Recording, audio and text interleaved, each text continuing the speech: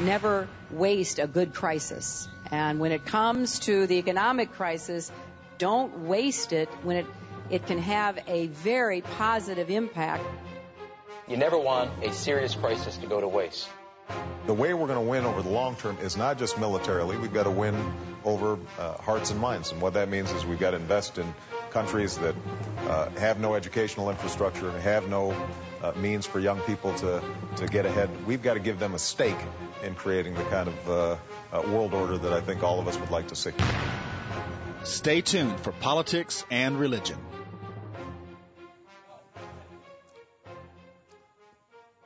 We're taking a look today at something that's going on in our Congress. Can you believe it? The Democrats are now sparking alarm with their call for a national ID card. Now, you know, we've fought this battle here at Politics and Religion, but it looks like we're going to have to fight it all over again. Here's what's going on. A plan by Senate Democratic leaders to reform the nation's immigration laws ran into strong opposition from civil liberty defenders before lawmakers even unveiled it Thursday. Of course, that was yesterday. Democratic leaders have proposed requiring every worker in the nation to carry a national identification card with biometric information such as fingerprint within the next 6 years, according to a draft of the measure. Now, I've read quite a bit of this bill in the preparation for today's program. Of course, today is open line, so we're not going to spend a lot of time on it today. But they apparently are trying to find a way to do this without raising the alarm of all the people who are opposed to a national ID card. They're trying to say it's not a national ID, and they even later on in the bill forbid the asking for this card by anyone except for employment purposes and except for the issues that deal with the Social Security Administration. So it's going to be very interesting to analyze this. I know that I wrote a lot about the Real ID Act and why we were opposed to it. It looks like in this bill they actually tried to address some of the reasons why we were opposed to it, such as the establishment of a national database. They try to say there will be no national database, but in the end, I found one in the bill itself that there has to be a database to check all of this against. Well, you know, the immigration problem is a huge problem. What do you do with the continual flood of illegal immigrants coming in here without permission? I mean, should you just open your house and say, come on in, folks, make yourself at home? Or is there a reason why we should say no? Now, there's one part of me that says, hey, I love everybody. I love everybody in the whole world, so everybody's welcome. However, there's one big problem. They're saying the number one reason we have illegal immigration is because they come here looking for jobs. Well, that's true for most of them.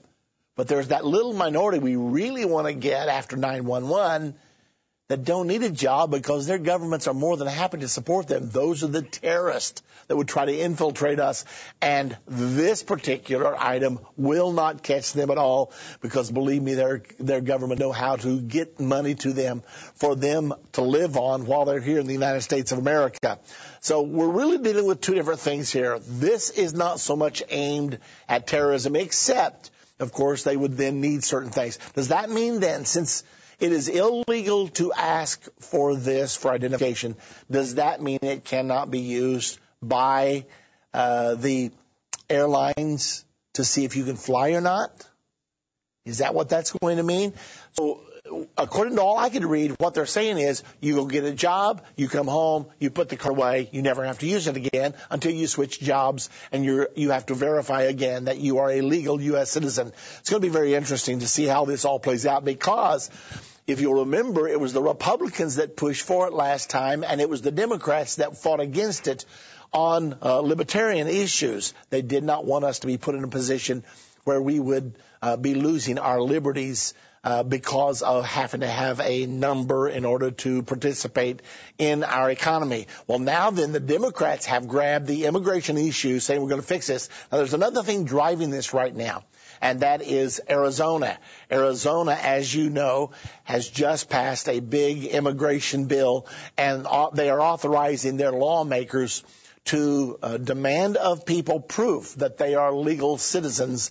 And if they cannot prove that, then they will be deported from our country. Well, this is going to cause a big furor. Everybody's been really panicking over this, saying this is going to be a violation of civil rights. However, does a person have civil rights if they're here illegally? If they're criminal, do they lose their civil rights? And actually coming into this country illegally is a crime. It's illegal to do that. It's against the law. Yet we now have 12 million people here. What are we going to do with them? It looks like the intent, according to this bill and what I could read so far, is to find a way to recognize we've got all these people, give an easy pass to legitimacy, and then start over from zero and say, now we're able to fix our problem. The Bible actually tells us that there is a war coming that's going to kill 2 billion human beings. Define marriage. I believe that marriage is the union between a man and a woman. But I do believe in civil unions. Hamas has said clearly and publicly that they are not going to continue the truce, and the same day they attacked Israel. When the confirmation of the covenant occurs, it marks the beginning of the final 7 years to Armageddon. Today is Friday Open Lines. Give us a call right now, 1-877-ENDTIME.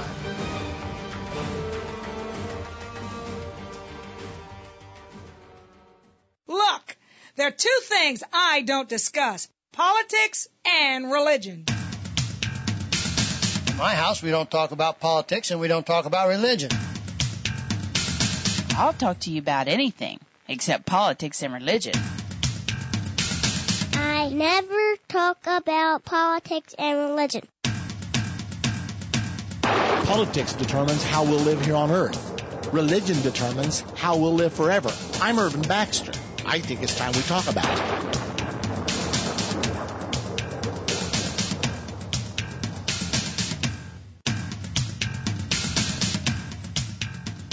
Well, is everybody ready? It is your day. It's Open Line. If you'd like to be on the program with us today, begin dialing right now. The number to call is 877-END-TIME.